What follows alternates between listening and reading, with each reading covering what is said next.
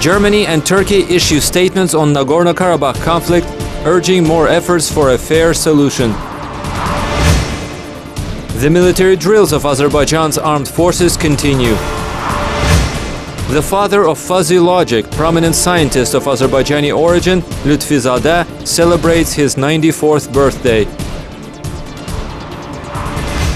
In the next stage of the exercise, held in accordance with the instructions of President of Azerbaijan's Supreme Commander of the Armed Forces Ilham Aliyev, Defense Minister Colonel General Zakir Asanov met with reservists involved in the exercises. The minister expressed his gratitude to personnel called up from the reserve for their organized participation in exercises, readiness without hesitation, again with dignity and honor to stand in the ranks of the army to protect the homeland. The minister noted that the reservists were able to improve combat skills, military skills, and experience closely to see samples of modern and upgraded weapons and military equipment to properly use and learn the rules of their operation. The minister highlighted that Armenian aggression against Azerbaijan continues today, and Azerbaijan armed forces are capable of using all opportunities to oust the enemy from the occupied territories. The minister reiterated that exercises organized in accordance with the instructions of President of Azerbaijan Ilham Aliyev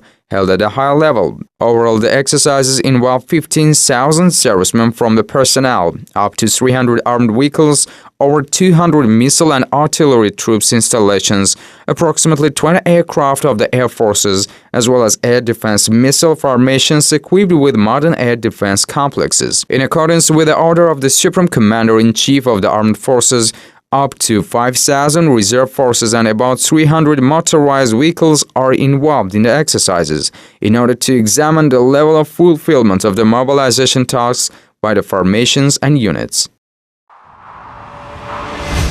Ankara is trying to increase its efforts within the OSCE Minsk Group to settle the Armenian-Azerbaijani Karabakh conflict that has been lasting for over 2 decades. Turkey, as a member of the OSCE Minsk Group, observes all the steps taken to settle the Karabakh conflict, which is a serious obstacle to peace, stability, prosperity, and broad cooperation in the South Caucasus, Turkey's foreign ministry said. According to the ministry, Turkey supports the steps taken to settle it within the existing format of the OSCE Minsk Group. Aside from that, Turkey always raises the question related to the Karabakh problem in relations with other countries, both in the Minsk Group and other formats, the minister said. We will continue the efforts to maintain the relevance of this important problem on the international arena and to resolve the conflict soon, said the Turkish Foreign Ministry. As for the issue of bringing the number of the OSCE Minsk Group co-chairs from 3 to 5, the ministry said it has no information yet regarding this.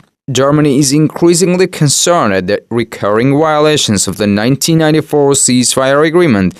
The German Foreign Office said in response to ALPA agency's question, Germany will continue to promote the resolution of the Karabakh conflict during its OSCE chairmanship next year. As member of the OSCE Minsk Group, Germany supports the ongoing mediation efforts of the group's co-chairs. We remain fully committed to the principles of territorial integrity, peaceful settlement of disputes, and self-determination as basis for the resolution of the Karabakh conflict, the German Foreign Office noted. According to the Foreign Office, currently Germany sees no alternative to the Minsk Group format, which enjoys support by the parties to the conflict and at the same time continues to discuss how the EU can engage more effectively in order to support the efforts of the Minsk Group through confidence-building measures. Germany is increasingly concerned at the recurring violations of the 1994 ceasefire agreement. In our regular dialogue, we therefore urge the parties to the conflict to agree to the establishment of a monitoring mechanism that could effectively investigate and prevent these violations. Respecting and strengthening the ceasefire agreement would be a major precondition for moving forward in the Minsk process,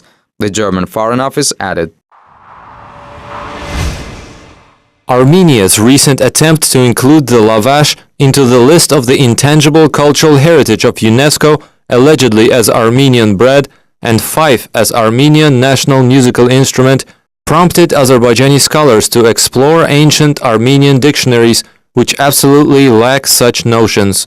A project titled Watch Out History, which sheds light on the peculiarities of the Azerbaijani history in a form easily accessible for the broad public, has been presented by the Caucasus History Center. As part of the discussions, its participants, including historians and linguists, presented the lie detector technology on the updated website. The lie detector is slated for exposing the Armenian falsifications. With the use of this technology, the words lavash and duduk were tested to look into the allegations on their affiliation with the Armenian culture and heritage. The results of the research are available through web links posted on the website of the Center of Caucasus History. None of the 18 ancient Armenian dictionaries indicates the words lavash and duduk, which have Turkic roots. The ancient Turkic dictionaries, however, have contained these words since the 7th century. Modern technologies allow Azerbaijani scholars to convey the truth to the world community. We can access the archives of different countries by means of various archive documents and find those very documents which we, as scholars, have barely known about by hearsay. On the basis of those documents, we analyze and present to the public at large both articles and scientific materials. The project, implemented by the Center of Caucasus History, also envisages holding a series of roundtables and discussions with historians, political analysts, and public figures of Azerbaijan, Russia, Turkey, Georgia, and other countries. Baku has hosted a conference on the theme Unique Model of Development of Azerbaijan and the Realities of the International Assessment of the Armenian Terror. Addressing the conference, Nusrat Ibrahimov, director of consulting company MBA Group and a member of the working group on the Armenian Terror Damage Assessment, said that the group had evaluated the damage caused by Armenian terrorists in the aftermath of the Nagorno-Karabakh conflict.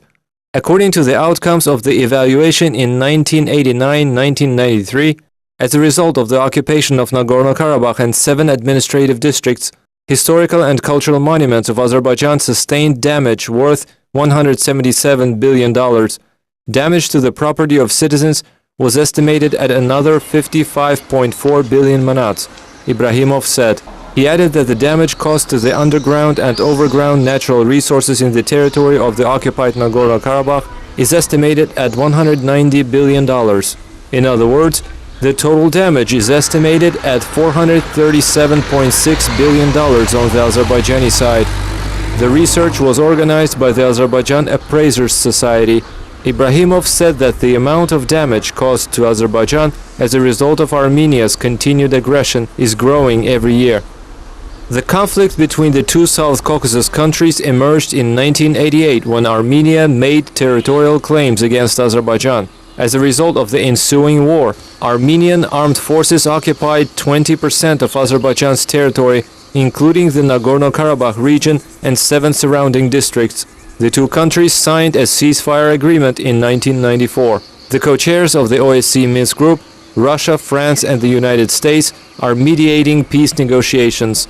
Armenia has not yet implemented 4 UN Security Council resolutions on its pullout from Nagorno-Karabakh and the surrounding regions.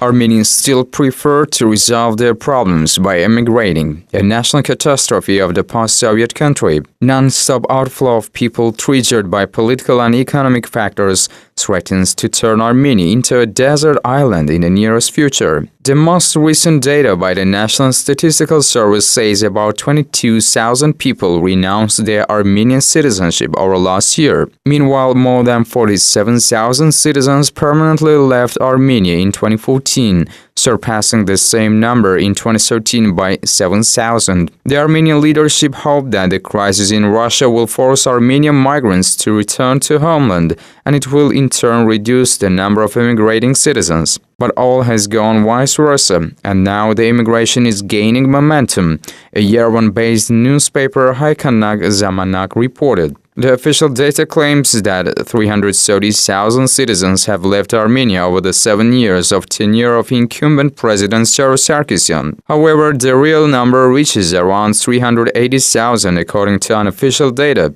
Russia is the top destination for the Armenian immigrants. Russia attracts much more Armenians due to its short distance and increasing demand for workforce. Armenian migrants in the Northland are key players in the South Caucasus country's economy, since their remittances compose 21% of GDP. The US, France, Ukraine, Kazakhstan, and Belarus are the other countries to face massive inflow of Armenians. The influential financial organizations, including the Fitch Ratings, Moody's, World Bank, and European Bank for Reconstruction and Development, have lowered Armenia's already low economic indicators in recent years. These indicators reflect the worst ever economic situation in Armenia over the last years, according to experts.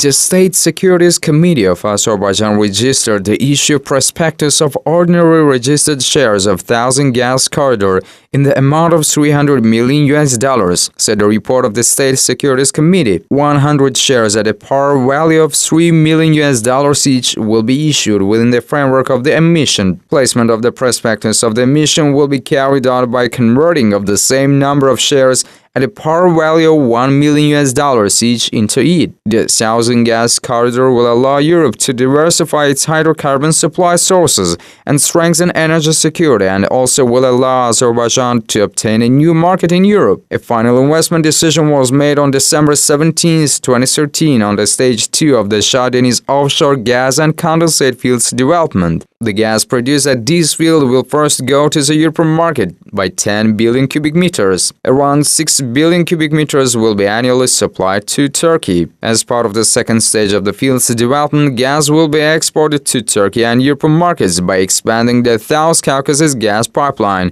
and the construction of Trans-Anatolian and Trans-Adriatic gas pipelines. The father of fuzzy logic, very prominent scientist, engineer, and system theorist Lutfizadeh celebrates his 94th birthday. When he was a child, he moved to Tehran, Iran, where he graduated from high school and received a university diploma. Lutfizadeh got his master's degree from Massachusetts Institute of Technology in 1946 and his doctorate in electrical engineering from Columbia University in 1949. He has served as a faculty member at both Columbia University and the University of California, Berkeley. He retired from UC Berkeley in 1990, where he is now director of UC Berkeley Initiative on Soft Computing. Lutfizadeh is a scientist of Azerbaijani origin, the founder of the theory of fuzzy logic in the field of artificial intellect, professor at the University of California, Berkeley. He is the only man to be elected the lifelong professor of this higher educational institution. He is the honored chairman of an Azerbaijani diaspora organization in America. Lutfizadeh is a member of many academies abroad. He is considered to be a scientist whose works are the most referred to in the world. He is the second scientist in the world who has a center of science named after him during his lifetime and his own theory. In 2011, President of Azerbaijan Ilham Aliyev decorated him with Friendship Order for his merits.